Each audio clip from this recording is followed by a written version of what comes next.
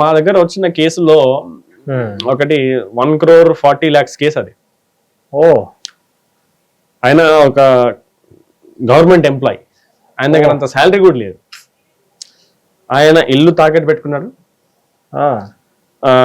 Wife gold తాకట్టు పెట్టుకున్నారు, అవన్నీ తాకట్టు పెట్టుకుని తెచ్చుకున్న డబ్బులు అవి. వాళ్ళు ఇన్వెస్ట్మెంట్ చేసుకుని ఎందుకు వైఫ్ కి సర్ప్రైజ్ ఇవ్వాలని. అదొక స్టాక్ మార్కెట్ స్కామ్. అది 5,000 నుంచి స్టార్ట్ అయింది. అది ఏప్రిల్ మంత్ లో స్టార్ట్ అవుతుంది. అది ఏప్రిల్ లో 5,000, April 15th or 16th date ఉంటుంది. అది అప్పుడు స్టార్ట్ అవుతుంది.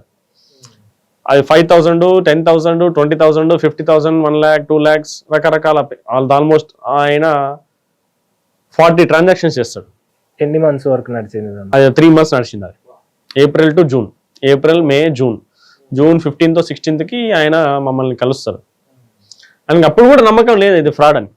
నా డబ్బులు వాళ్ళు ఏంటంటే, ఇప్పుడు ఎట్లా అంటే దీంట్లో ప్రాబ్లం ఎక్కడ వస్తుందంటే, ఇప్పుడు మిమ్మల్ని ఒక వర్చువల్ వరల్డ్లో నేను పెట్టేస్తాను. ఇట్లా నా యాప్ మీకు ఇస్తాను, నా వెబ్సైట్ మీకు ఇస్తాను.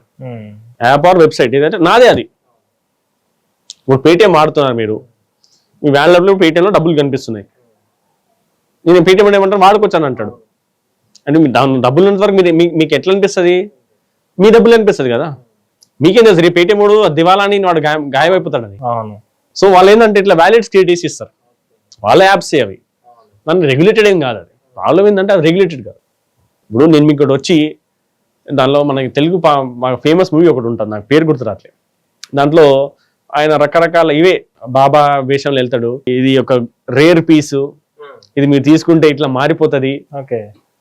ఈ మన ఈ గాడ్ మూవీ కూడా దానిలో ఉంటుంది, దేవుడు మూవీలో కూడా. దానిలో దేవుడి పైన కేసు దానిలో కూడా గోల్డ్ ఐటమ్స్ ఆయన అమ్ముతుంటాడు. గాడ్ షాపే ఉంటది, గాడ్ వెంకటేశ్వర స్వామి.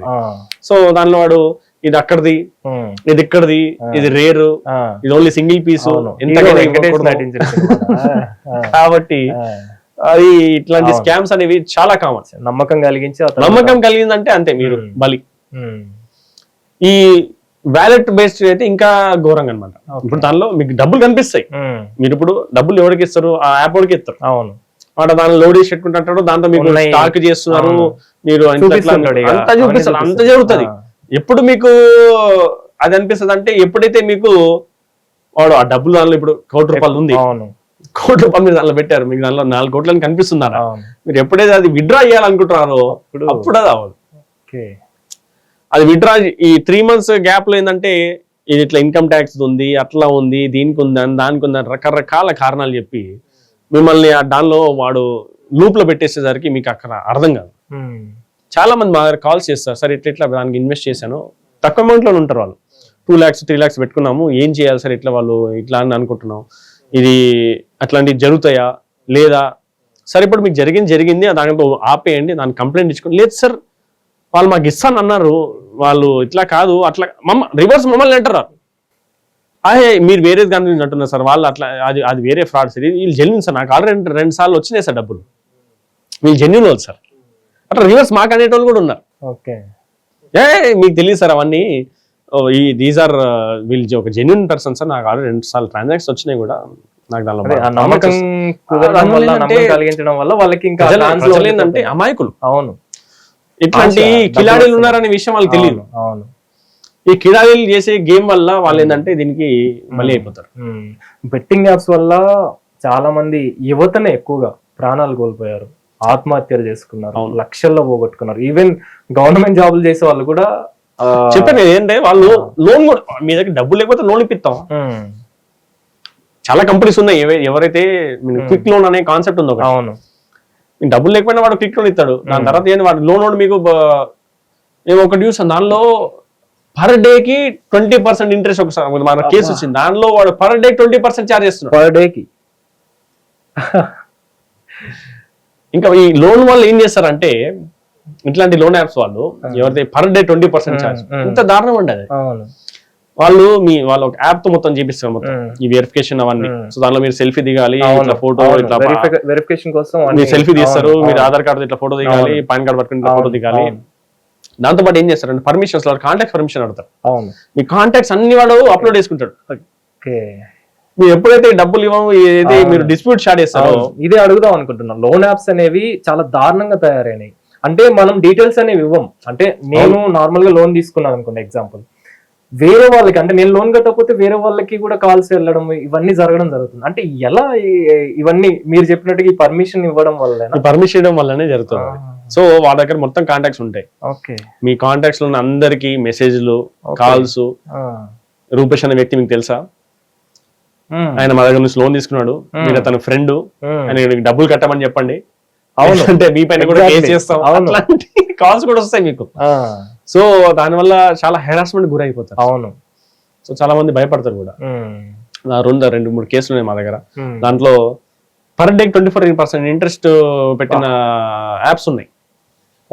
పర్ డే కట్టారు కూడా వాళ్ళు చాలా వరకు. ఇప్పుడు వాళ్ళ వల్ల కావట్లేదు, సరే మా వల్ల కావట్లేదు, ఇప్పుడు ఏం చేయాలి సార్, దీనికి ఇట్లా కారణం వల్ల దీన్ని తీసుకున్నావు. బాబు అసలు ఇట్లాంటిది ఎట్లా ఒప్పుకున్నావు? ఫస్ట్ ఆఫ్ ఆల్ ఒప్పుకున్నా కూడా ఎట్లా తీసుకున్నావు? చాలా ఎమర్జెన్సీ ఉండే అప్పుడు తీసుకున్నాను, ఇట్లా అయిపోయింది. దానికి ఇప్పుడు ఏదైతే లీగల్ ప్రొసీజర్ ఉందో అది ఫాలో చేస్తున్నాం. అంటే మనకి ఈ అంటే వాళ్ళు మోసపోయానని తెలుసుకున్న టైంలోనే ఈ గోల్డెన్ అవర్ అనేది ఒకటి ఉంటుంది, గోల్డెన్ పీరియడ్ అనేది. అది ఎంత టైంలో మనం అది కంప్లైంట్ రేజ్ చేస్తే ఆ అమౌంట్ ని మనం రిఫండ్ చేసుకునే అవకాశం ఉంటుంది? ఇప్పుడు గోల్డెన్ అవర్ ఎట్లా అంటే, నేను ఒక అకౌంట్ కి మీ అకౌంట్ ట్రాన్స్ఫర్ చేస్తాను, ఎగ్జాంపుల్ నేను మీ అకౌంట్ కి ట్రాన్స్ఫర్ చేస్తాను అనుకుందాం. ఇప్పుడు మీ అకౌంట్ నుంచి మీరు ఇంకొక ఎవరికి ట్రాన్స్ఫర్ చేసేస్తారు, లేదంటే ఎక్కడైనా వాడేస్తారు దాన్ని. సో మీరు ఆ డబ్బుల్ని వాడక ముందు నేను కంప్లైంట్ ఇచ్చుకున్నాను అనుకోండి, యాక్షన్ అయిపోయింది అనుకో, ఆ అకౌంట్ వరకు బ్లాక్ అయిపోతుంది, అమౌంట్ బ్లాక్ చేసుకోవచ్చు నేను. కాబట్టి ఆ గోల్డెన్ అవర్. కానీ ఇప్పుడు గోల్డెన్ అవర్ గురించి ఇప్పుడు చాలా కొంతమంది 1 అవర్ అంటారు, కొంతమంది ½ అవర్ అంటారు, అన్ని అంటారు. ఆ ఫ్రాడ్స్టర్స్ గురించి ఆ విషయం తెలుసు కాబట్టి వాళ్ళు కూడా స్మార్ట్. వాళ్ళు ఇప్పుడు రోజుకి మనం స్మార్ట్ అవుతుంటే వాళ్ళు ఇంకా సూపర్ స్మార్ట్ అవుతున్నారు. సో వాళ్ళు ఏంటంటే వాళ్ళు ముందు నుంచే మొత్తం పక్కన బండిగా ఉంటారు.